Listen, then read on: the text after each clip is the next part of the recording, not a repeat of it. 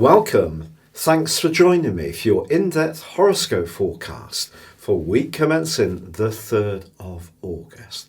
This is for the Sun or the Ascendant.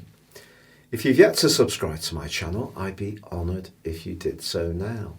Please click or tap on the bell notification symbol.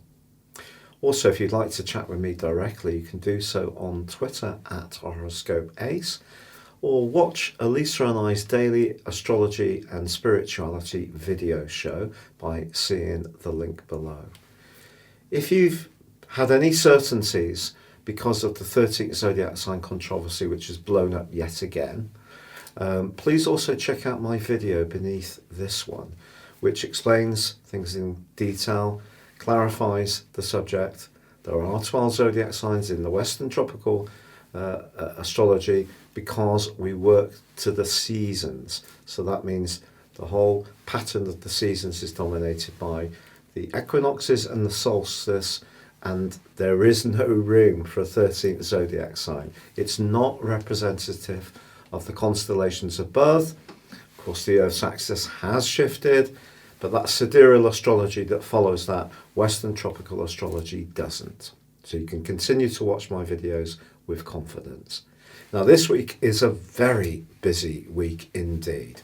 Not least that we have a full moon on Monday, which kicks off proceedings and provides a backdrop for the next 2 weeks.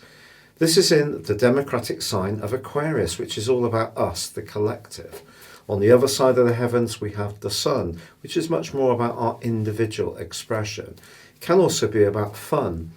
Now, if we have fun, but we're not being conscious of how the impact of that may play out on others, perhaps this full moon is just reminding us that if we do feel quite impetuous or rebellious, because it is T-squared by the energies of Uranus, that responsibility does go side by side with freedom. But also this week, gloriously, Mercury ends a 10-week sojourn through the sign of Cancer, where it's not at its best. It moves midweek into Leo, which is a real warmth of and more dynamic thrust of energy, which is going to get our communication moving much quicker, much more energetically, much more enthusiastically, particularly when it comes to expressing ideas. Now, also, Venus has been in a very long 4-month transit through the sign of Gemini, which began on the 4th of April. And that comes to a close as the weekend dawns and it moves into the sign of Cancer, where it actually is very comfortable indeed. This is a very nurturing place for Venus to be, and it's a wonderful opportunity for us to appreciate our homes, our gardens, nature, all the people or situations which really soothe our senses. Now, there is, however, a very powerful right angle developing between Mars, initially Jupiter, later this week Pluto, and then later this month with Saturn. And the implications of this, essentially, is that Mars is going to be having a competition with these guys right through to the middle of October. So we do need to hang on to our celestial hats. Mars is about impulse in the sign of Aries, which it governs. It's about initiation. The posse of energy that's in Capricorn is all about the orthodox. It's about authority. And we are going to see a continued level of pushback against what is seen as being unfair authority. Or we may see people who want to impose their authority even more vigorously. And when I say people, I also mean states. Now, also, as the weekend dawns, Uranus is going to be in a right angle with Mercury too. So that potential for impetuousness that comes out from the full moon can be repeated as the week draws to a close. But Mercury in the sign of Leo, it just brings, I just think it's going to really speed things up for a lot of us.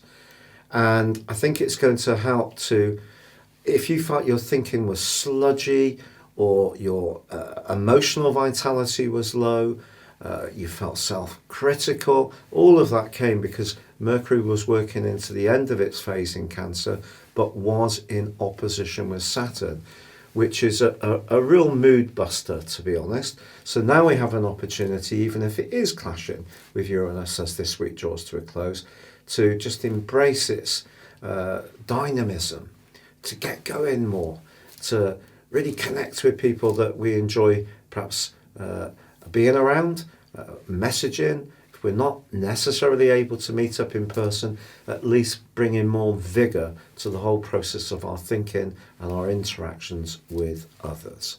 Your specific forecast, Gemini, shows that full moon going across the axis of your 3rd and 9th house.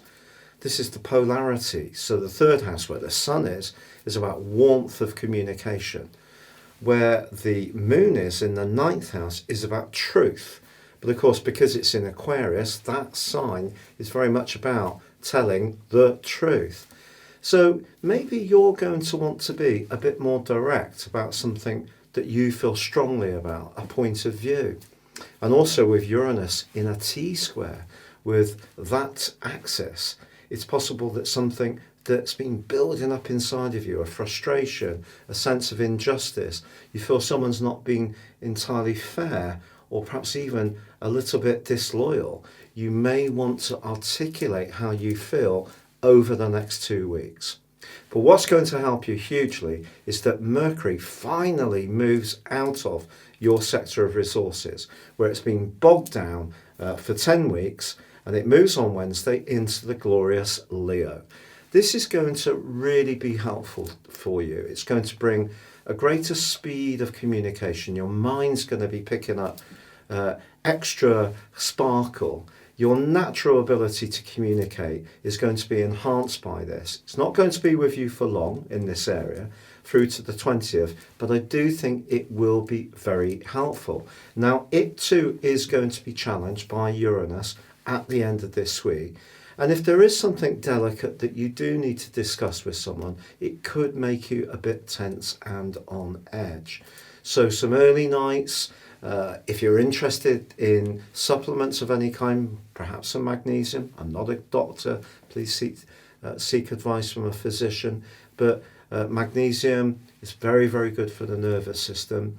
Or perhaps some B12 supplements as well, just to help soothe things down. But also Mars, which is in a very sociable location for you, and one where it's going to be right through to the first week of January next year, which can see you networking with a lot of energy and a lot more passion in that period of time. That's in a very challenging right angle with Pluto later in the week. A bit more of an enthusiastic creating one with Jupiter earlier in the week. But I think when it does come to your financial situation and how you're planning ahead, Mars is all about living in the moment. It's about instant gratification. It's about thrusting forwards in the sign of Aries. So I think you just need to take perhaps a bit more of a strategic view, because the impulse side of it could clash a little bit with some business making decisions with Pluto and Jupiter in Capricorn. Or is it that there's somebody that you're involved with or attracted to where there's some kind of complication or politics? That could also play out this week too. But as Venus moves out of your sign, which has attracted enormous attention for you since the 4th of April, you may not have always felt like that, but at some level, the way you dress, the way you think, the way you present yourself has altered. And Venus moving into Cancer gives you a marvellous opportunity from now through till the 4th of September to do so much better financially. So if things have been a bit sluggish with Mercury in the sign of Cancer, a revival is definitely coming. But I just think it is about making sure that the daily budget works well, and then that can make sure that the longer term situation, which is being influenced by the posse of planets in Capricorn, will take care of itself. And of course with Venus, it is about pleasure. So if you do enjoy good food, calorific goodies, glass of nice wine, that will be hard to resist over the rest of the months until September. But I think this is a very good opportunity for you to improve your financial situation. It's been a real pleasure being with you. Thank you so much for having joined me. If you'd like to ascend above your zodiac sign and embrace serious astrology, please check out my affordable range of astrology reports beneath this video. You can get 30% off on a 12-month forecast and a character analysis, or check out the testimonials for myself if you would like to have a one-to-one personal consultation. Thank you.